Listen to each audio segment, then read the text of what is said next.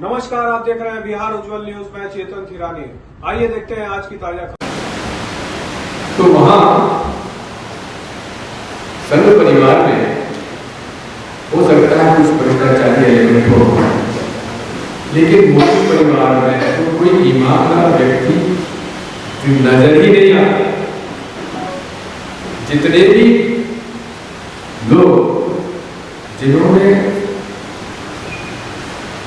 करोड़ों रुपए, सैकड़ों करोड़ रुपए, जिन पर भी अमित शाह जी ने कहा कि इन्होंने भ्रष्टाचार किया है, तो मैं जेल भेजूंगा। हेमंत बिस्वा शर्मा खुलेआम उन्होंने कहा था मैं जेल भेजूंगा इस आदमी को। पता पड़ा कुछ दिन बाद उनको भाजपा में ले लिया और फिर कुछ मालूम पड़ा कि वो भाजपा की तरफ से वहां के मुख्यमंत्री बना दिए गए। यानी कि एक व्यक्ति जिस पर भ्रष्टाचार के पूरे आरोप इस देश के गृह मंत्री जी ने लगाए, वो अब असम का मुख्यमंत्री। दूसरा उदाहरण, इन्होंने कहा था मैं गारंटी देता हूँ, मोदी गारंटी है। भोपाल के भाषण में इन्होंने कहा ये मोदी गारंटी है, अजीत राणा परिवार ने 70,000 करोड़ का घोटाला किया है, इसको मैं जेल भेजूंगा। 3 दिन बाद मालूम पड़ा मोदी गारंटी का असर क्या हुआ। 3 दिन बाद अजीत राणा परिवार को महाराष्ट्र का भाजपा और शिवसेना का जो गठबंधन ग्रुप है उनके सरकार में उप मुख्यमंत्री बना दिया गया और उनको वही विभाग भी दे दिया गया। ये है मोदी का भ्रष्टाचारियों का एक परिवार है, तो मोदी परिवार है। मैं आपसे ये अनुरोध करना चाहता हूँ, इस देश में जो हालात बन रहे हैं और इंडिया गठबंधन में जिस प्रकार ईमानदारी से सारे राजनीतिक दल मिलकर काम कर रहे हैं, मुझे लगता है कि नतीजे अच्छे आना चाहिए। मैं यूपी के झांसी में भी गया, इलाहाबाद भी गया, महाराजगंज में गया और कल राहुल जी और अखिलेश यादव जी के फूलपुर और इलाहाबाद में जो आम सभाएं थी, इतनी भारी भीड़ हमें वो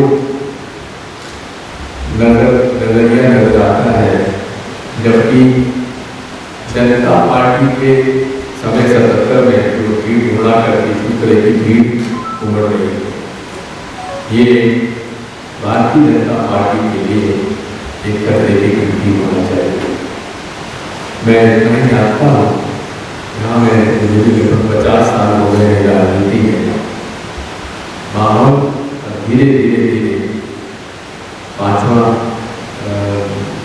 आज के इसकी वोटिंग है, 6 25 को है और आखिरी 1 को। यदि ईमानदारी से चुनाव हुआ तो किसी हालत में भाजपा की सरकार नहीं बनती और न एनडीए को बहुमत मिल जाएगा। और मुझे विश्वास है कि जो जनता उमड़कर सामने आ रही है, विशेषकर नौजवान, दलित और गरीब मजदूर, भारी समर्थन हम लोगों को मिल रहा है। अभी बार 400 पार की बात करते हैं। 400 पार कहाँ से हो जाएंगे मैं समझ नहीं पाता हूँ, क्योंकि 400 पार करने के लिए लगभग 97 सीटें और चाहिए एडिशनल, वो कहाँ से आएंगे। लेकिन मोदी है, सब कुछ मुमकिन है। मैं एक बात आपसे कहना चाहता हूँ कि आज देश में लोकतंत्र संकट है। जिस तरह से सूरत में, जिस तरह से इंदौर, इन्होंने दबाव डालकर झूठे प्रकरण बनाकर लोगों के फॉर्म विड्रॉ कराए हैं और जिस तरह से भ्रम प्रकट की जा रही है, वो एक आने बढ़कर ये सरकार चलती रही, तो आने वाले समय में लोकतंत्र सकता है।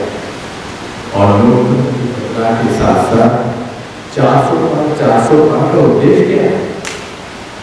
कई भारतीय जनता पार्टी के सांसद कह चुके हैं कि हमें संविधान बदलना है और संविधान बदलने के लिए हमें 400 पार की आवश्यकता है।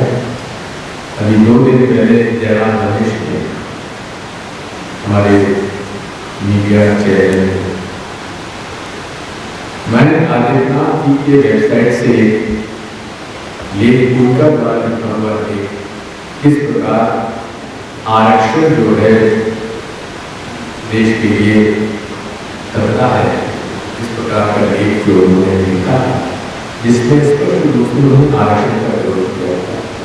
ये उनकी जो आंतरिक मानसिकता है वो इससे परिलक्षित होती है।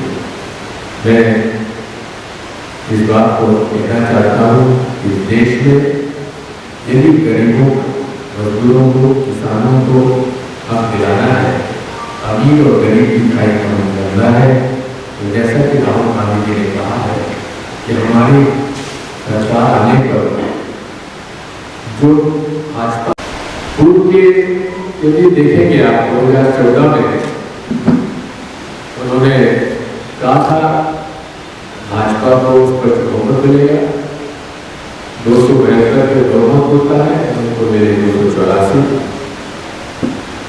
फिर कहा 2019 में 300 बार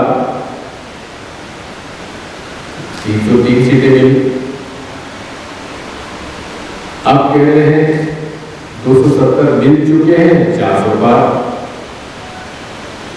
हमें ट्रैक रिकॉर्ड उनका 2014-2019 का तो बात अभी है, लेकिन ये हमेशा मैं असमंजस में रहता हूं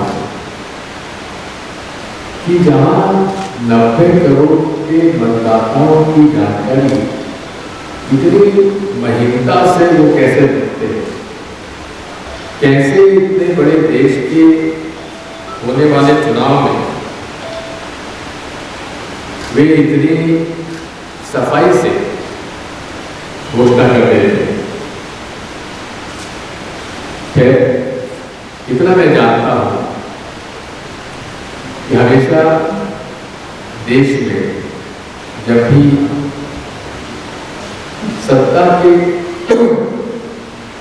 खिलाफ आवाज उठी है तो बिहार और पूर्वांचल से आवाज उठी है, उत्तर प्रदेश में।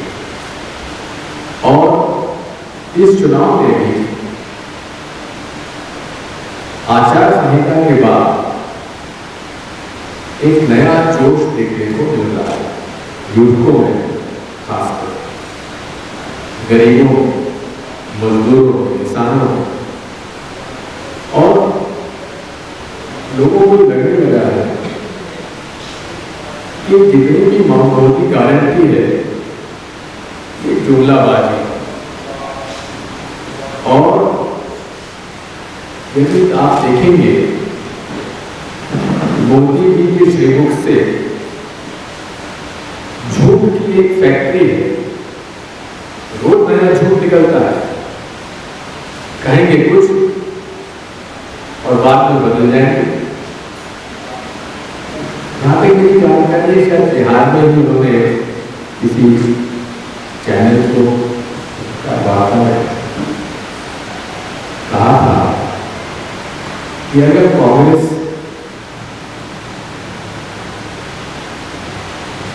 जीत जाती है तो ये तमाम खबरों के लिए आप सभी बने रहिए हमारे साथ और देखते रहिए बिहार उज्जवल न्यूज। अब तक हमारे YouTube चैनल को सब्सक्राइब नहीं किया है तो जल्दी से सब्सक्राइब कर लीजिए। फेसबुक पेज को भी फॉलो कीजिए। वीडियो पसंद आए तो खूब लाइक कीजिए, शेयर कीजिए, कमेंट कीजिए। वीडियो देखने के लिए आप सब